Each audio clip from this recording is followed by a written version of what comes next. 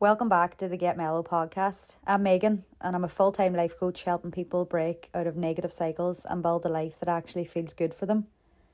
This is a space where we slow things down a bit, reflect and try to make a bit more sense of what's going on in our heads and in our lives. In today's episode, I want to talk about being 4 years alcohol free. And I want to say another thank you to the people who have been providing feedback on the first 2 episodes and the people that have been supporting. It really does mean the world and I appreciate you. In the first week, I was told there were too many gaps and it felt like I had stopped recording, which caused a bit of frustration for people. Last week, Sarah let me know there weren't enough gaps, so I could have slowed down a wee bit. And this week, as I try to get a bit better, I'll try and strike a nice balance. So let's get into it. Tomorrow I'll be marking 4 years alcohol free, which is mad considering I only ever intended to do 3 months.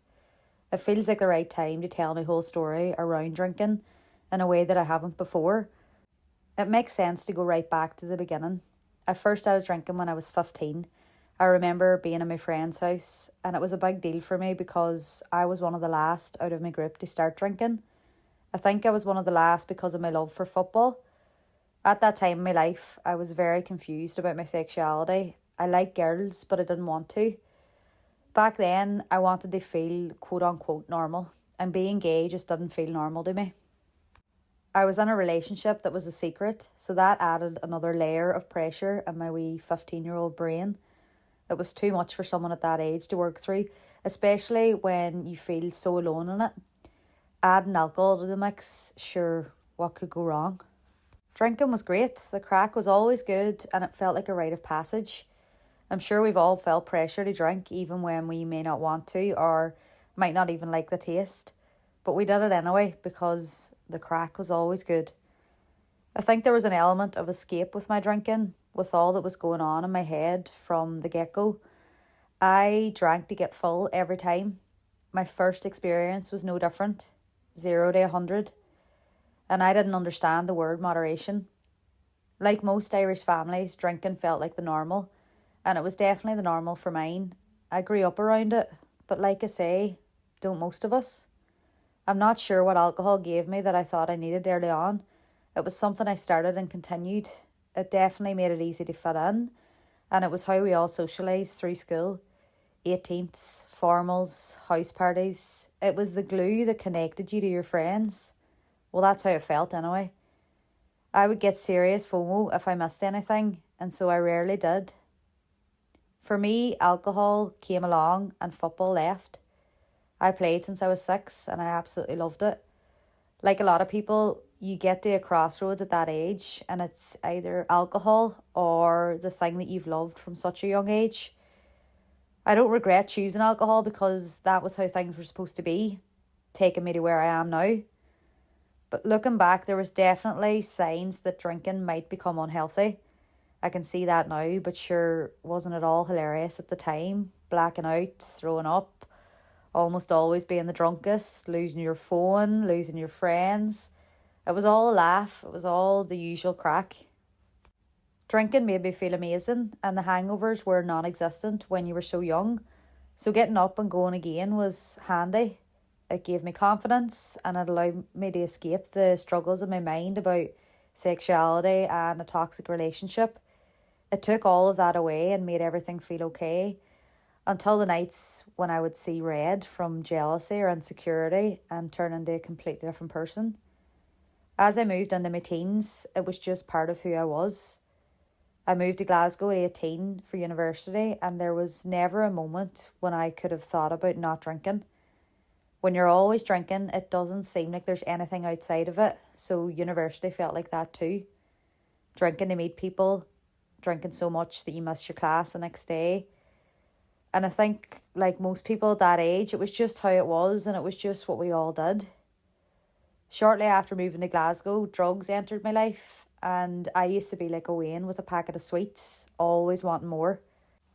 My relationship with drugs mirrored my relationship with alcohol. No off switch, no moderation, just 0 to 100. Drinking and drugs were just a bit of fun. Sure, I'm doing no harm, am I? That's what I would think if I was ever questioned. It's only looking back now that I can see how warped my views were and how much harm I was doing to myself. It was part of who I was and who I continued to be. You could always count on me if you needed someone to get off your head with. I'd have been with you to the bitter end, holding on to the last bit of party as we'd sit under the early hours, continuing the next day. Absolutely, I'm up for it. It was always fun and games until the next day though. You'd be swallowed up by regret and need to have the blinds closed for the remainder of the day. I ended up working in a very rough pub in Glasgow, surrounded by drinking and drugs. I thought it was brilliant. I put on about 3 stone. I was probably the unhealthiest I'd ever been at this point. I wanted to drop out of uni and stay over there to work in the pub, and my ma says absolutely not. And it was back to Strabane. The partying continued, same cycle over and over again. There were times I would have done sober October or dry January, but after I would have gone back on it all the harder. It was work, party, repeat. At 22, Mum planted a seed in my mind of me moving away to Canada. I'm sure in her mind she thought it would sort me out, but I realised, looking back, geography doesn't automatically fix how you're living your life. The issues continue following you around until you face them. I went to Canada with David and we met on Facebook and met once before going. And I'll always remember the first time we met in Dublin. It was like going on a first date. I got absolutely paralytic. I woke up the next day and thought, he's never going to want to go away with me. But he did, and I'm so glad he did because he spent many nights looking after me and making sure I was all good.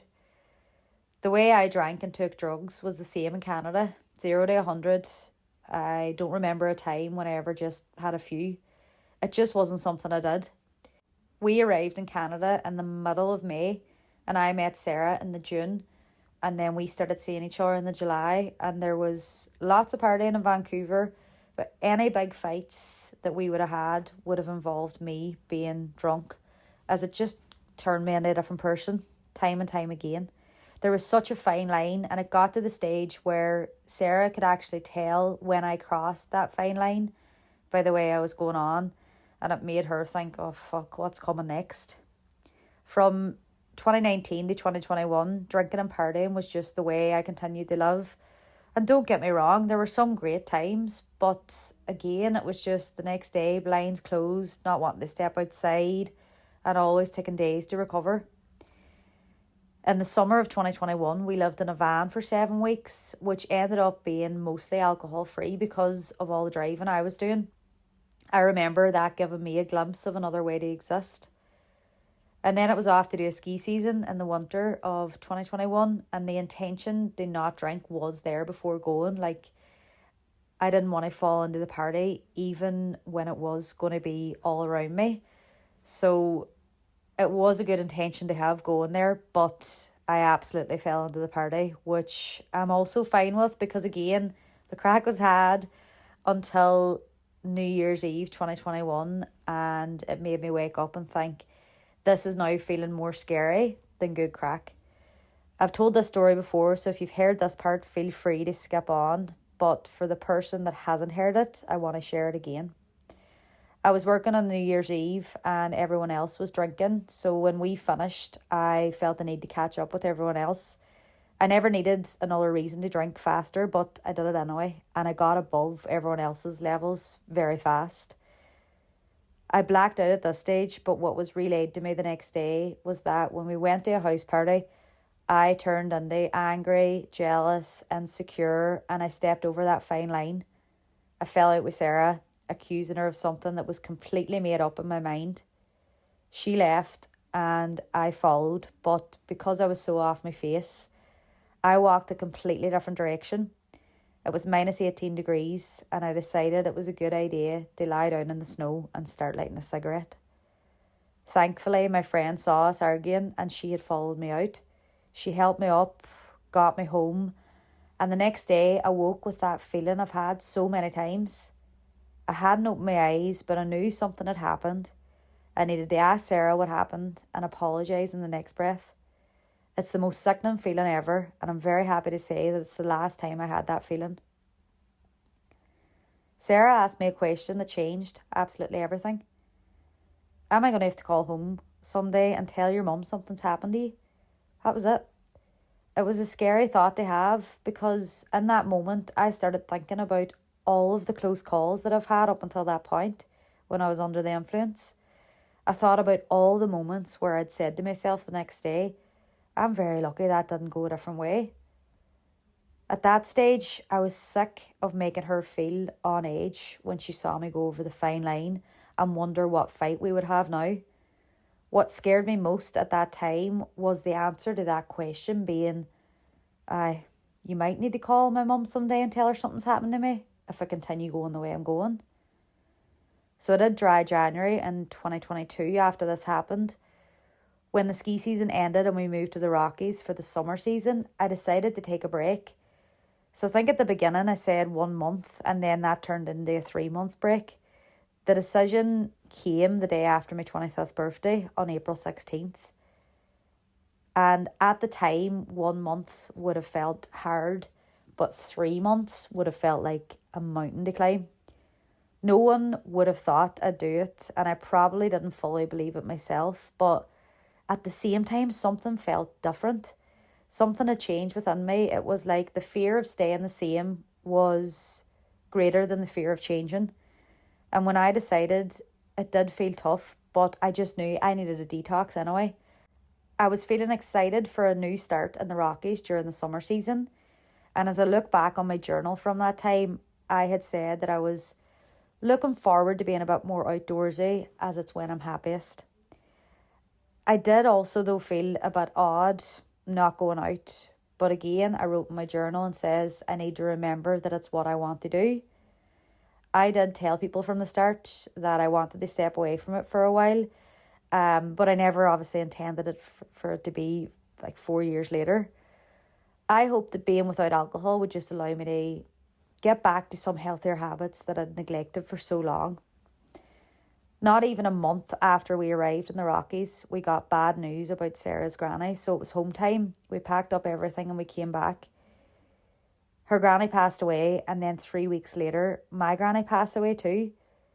Sarah's granny being unwell brought us back for whatever reason, and it allowed me some really precious time with my granny as things went downhill very fast. I was almost 2 months alcohol free when my granny passed, and she was one of the most important people in my life, and I always dreaded the day that she'd leave us.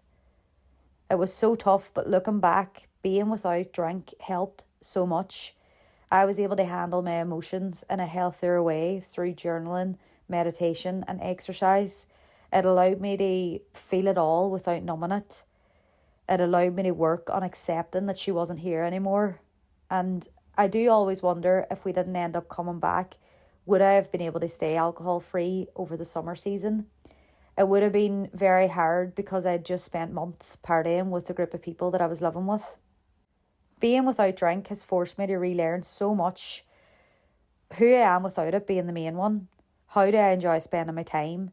How do I be in a social setting? What do I want from life? What do I need to work on to become better? What do I need to let go of? How can I forgive myself for the upset I caused to the people around me? When alcohol is no longer there to numb your emotions, you feel it all so much more. It makes you more aware of everything and it forces you to sit with it all the highs and all the lows. The habits that help me most, I would say meditation, because it's taught me to be still and be okay with just being. Journaling has allowed me to feel the benefits that I was feeling very early on and notice them, and it worked as a driver for me to keep going. It allowed me to notice when I was feeling really low and ask myself, how can I work through this better? Building a routine and structure was also very important because you find yourself with a lot more time on your hands, and if you're not careful, that time can be filled with other negatives.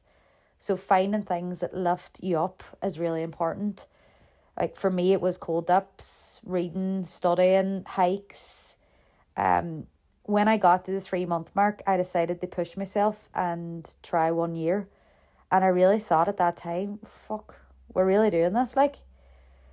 And at the 1 year mark, it wasn't really a question of, will I start again? It was more of a, why would I bring it back into my life when I'm feeling so good without it? Shortly after 1 year alcohol free, I began to start feeling like I wanted to help other people who were struggling, and so I trained as a life coach with the Jay Shetty Certification School, and in October 2023 I got my certification. Since leaving alcohol behind, the thing that has improved the most is my relationships, the relationship with myself being the main one, and I've fallen back in love with myself. I've found a way back to the person I was before alcohol came along. My mental health is the best it has ever been. I still have shite days, of course, but they're few and far between. My mind feels like a home that I enjoy living in, as opposed to one I want to escape from. My confidence grows and grows, not in a way of I know it all. It grows because I'm doing the things I say I'll do. I continue to focus on my history of successes. This allows me to show up better for my clients and the work that I'm putting out there. Football is fully back in my life and I'm excited to continue falling back in love with it. Cold water dips have re-entered too. We grew up spending summers in Donegal by the sea, so that feels like another big one for little me. My views on happiness has changed. I don't think it's in the big moments of life anymore. I believe that it's all of the simple everyday moments, and I believe it can be created by looking at how you spend your time and making sure that you're filling it with the things that make you feel happy, not what anybody else says that you should be doing. It doesn't matter how small those things might be. What matters is how you feel in those moments.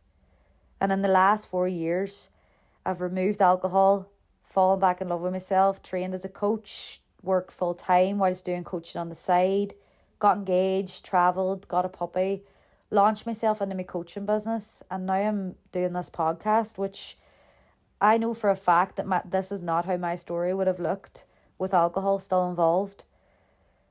Looking back, I think I'm proudest that I found an amazing partner who had the right question for me at the right time. I'm proudest that I have found Sarah because she helped me fall back in love with myself and supported me through it all without ever putting any pressure on me to make any changes. Being alcohol free has not solved everything. It was only one step. The other steps were essential. My other steps were meditation, reflection, exercising, and using all of that to continue growing and continue working on doing what I can to make today better than yesterday. The challenges of life still exist and they always will. The overwhelm, the uncertainty, all of the highs and the lows. But for me, being alcohol free has allowed me to face the challenges in a better way. A big thing that you gain that a lot of people don't realise until maybe you've experienced it is a deep sense of presence, like you're fully living moment to moment. If you're listening now and you know alcohol is holding you back but you feel stuck, ask yourself one question. Does it feel scarier to stay the same or to change? If you answered that it feels scarier to stay the same, ask yourself, what is the one thing that's keeping you stuck? If you can name it, is there a way that you can remove that one thing or try and make steps to break that barrier down? And if you're listening and you feel scared to lose friends, that's completely normal. And the truth is, you will lose friends, and that's okay because some of them are just made to be with you for a period of your life. The exciting thing though is the friends that stay, your relationships get so much stronger and it feels like you have 10 friends wrapped into one. And you also meet so many new people along the way. And if you're listening and you're on day one or you're at the very early stages, go easy on yourself. Remove the pressure of saying, I'm never drinking again, because consistency comes from enjoyment, not pressure. Notice the things you're enjoying in the early days. Focus on those instead of the things that you feel like you're missing. You don't deserve to lose any more of yourself to a drug that is so deeply embedded into our society. And if you feel like it has taken enough from you, then maybe it has. 4 years ago, I gave something up, but in reality, I got my life back. We've kept it under 20 minutes again, which is what I am intending to do so that it fits into your day. And I want to just say thanks for taking the time to listen. I really do appreciate it. If you have enjoyed this episode, please feel free to follow wherever you're listening, subscribe, leave a 5-star rating, share it with someone that might benefit or on your social media if you can. Do whatever you can. It all helps the podcast grow and reach more people and the people that I'm supposed to reach. I'll see you next week for an episode on habits. And if any of this episode hits home with you, please feel free to reach out to me via email or social media. You can find all of the details in the podcast description. And remember, you don't have to have everything figured out. Small steps in the right direction can lead to massive change over time. And until next week, stay mellow.